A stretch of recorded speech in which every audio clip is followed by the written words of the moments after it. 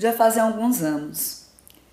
Eu era conselheira do Clube de Desbravadores de uma determinada igreja e eu fui levar as minhas desbravadoras, eram duas, para o banheiro. Fiquei na porta do banheiro enquanto elas, obviamente, faziam as suas necessidades, mas eu ouvi um barulho estranho.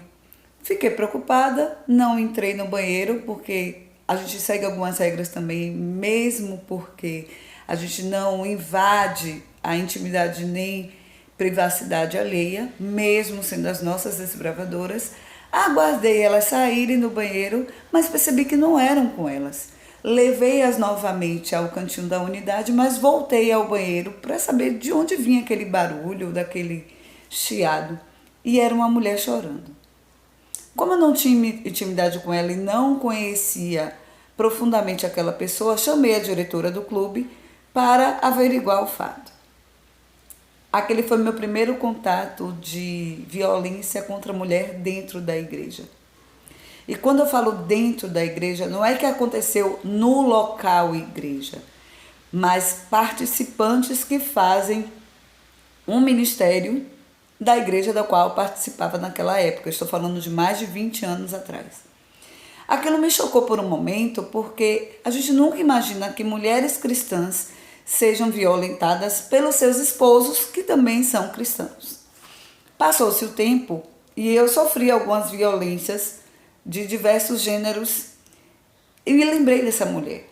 Com o tempo, foi diagnosticado, foi percebido, foi acalantado de que aquela mulher sofria violências físicas, psicológicas e patrimoniais pelo marido, que na época era ancião da igreja. Eu sou assistida pela Secretaria de Segurança Pública e dentro da Casa Brasileira de Mulher, dentro da Casa da Mulher, antigamente se chamava Loureta Valadares, aqui em Salvador, Bahia. Hoje é Casa da Mulher Brasileira. E dentro dessa Casa da Mulher Brasileira existem vários locais, dependendo do bairro que a mulher more, dependendo da sua residência, ela é assistida. O que é ser assistida? Ela é acompanhada por advogados, assistentes sociais, psicólogos. E existem alguns estudos dentro desses locais. O último estudo aqui em Salvador foi relatado que 42,7% das mulheres evangélicas sofreram algum tipo de agressão por parte dos parceiros, que também são cristãos. O último estudo, o estudo também foi feito na Casa da Mulher Brasileira, foi agora em fevereiro de 2022, por Fernanda Lordeiro, uma psicóloga maravilhosa, sigam ela nas redes sociais. Quando a gente é assistido nesses locais, nós preenchemos uma ficha, né? Nome, telefone, idade, endereço, e perguntam a religião que a gente frequenta. Eu fico bem triste com isso, porque existem realmente muitos lobos vestidos de cordeiro dentro da igreja. E quando eu falo igreja, não é só a que eu participo, mas independente da placa denominacional. E ultimamente isso tem surgido um boom.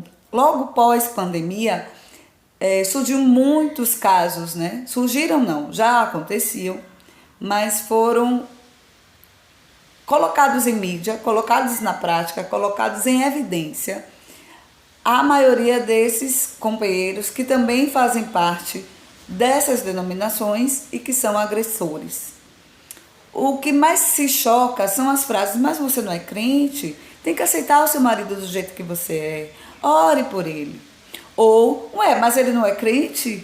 Ele não é cantor, ele não é pastor, ele não é ancião, ele não é presbítero, ele não é bispo, ele não é diácono, né? Os cargos e o status sempre estão acima da pessoa em si, e a mulher ela é meio que excluída, esquecida dentro daquela sociedade evangélica, achando que ela é mentirosa, que ela é exagerada, que quem manda na casa é o marido, porque ele é a cabeça e que representa Cristo, que é a cabeça da igreja, e que a noiva.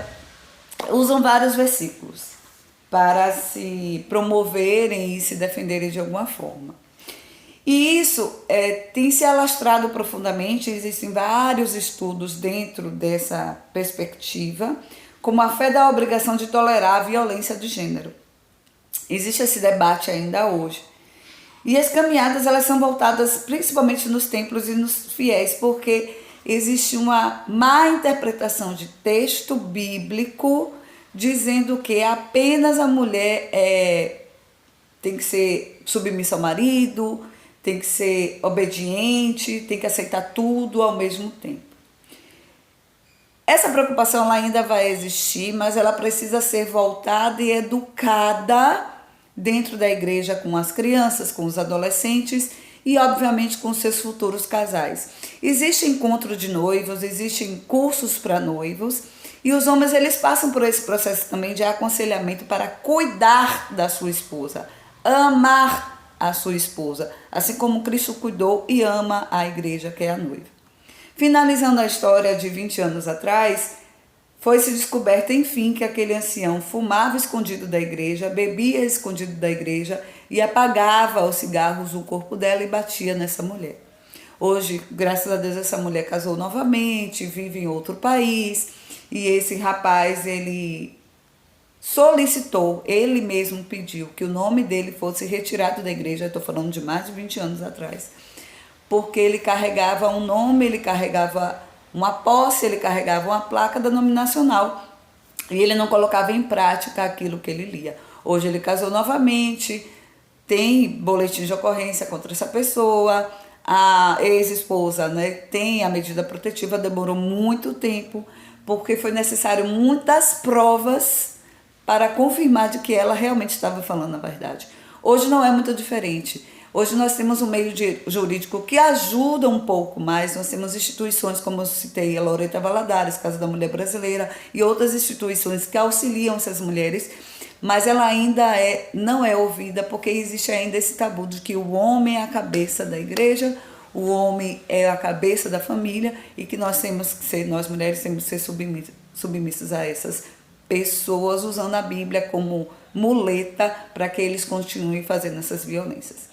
Nós precisamos ser claros que dentro da igreja existe sim a ordem e a decência e que as mulheres elas precisam ser mais ouvidas, acolhidas e protegidas pela própria igreja que também as acusa. Então, se você tem um caso ou se você desconfia de alguém dentro da sua igreja, ajude essa pessoa, chame a polícia, 180 também pode ser ligar essa pessoa, se ela quiser ser acompanhada por uma dessas instituições públicas, vá com ela, aconselhe ela para que ela possa ser usada e melhoria de vida. E quanto a esses homens, eles também passam, dependendo, claro, obviamente do caso, por processos de revitalização social e dentro da igreja nós precisamos de um ministério. Dentro da Igreja Adventista nós temos o MAP, que tem vários âmbitos, mas na minha opinião ela poderia incluir as mulheres que sofrem violências, ou fazer um ministério junto com o Ministério da Mulher, para que possa acolher e proteger essas mulheres que passam por violências psicológicas, físicas, patrimonial e que acabam se separando, sendo excluídas da igreja. Nós temos, infelizmente, o olhar muito reprimor dessas mulheres que não têm mais amizade. E algumas mulheres têm medo que essa mulher possa, por exemplo, ter algum tipo de comportamento e que os homens dela possam ter uma amizade. Enfim, nós temos ainda muitos preconceitos com mulheres que são separadas, que são viúvas, mas principalmente com mulheres que sofreram violências dentro de igrejas evangélicas e que seus esposos eram nomes e status e que pertenciam à grande cúpula daquela denominação. Então vamos acolher essas mulheres para que elas possam ser incluídas dentro da nossa própria igreja e que possamos acreditar nelas, ajudá-las e acolhê-las.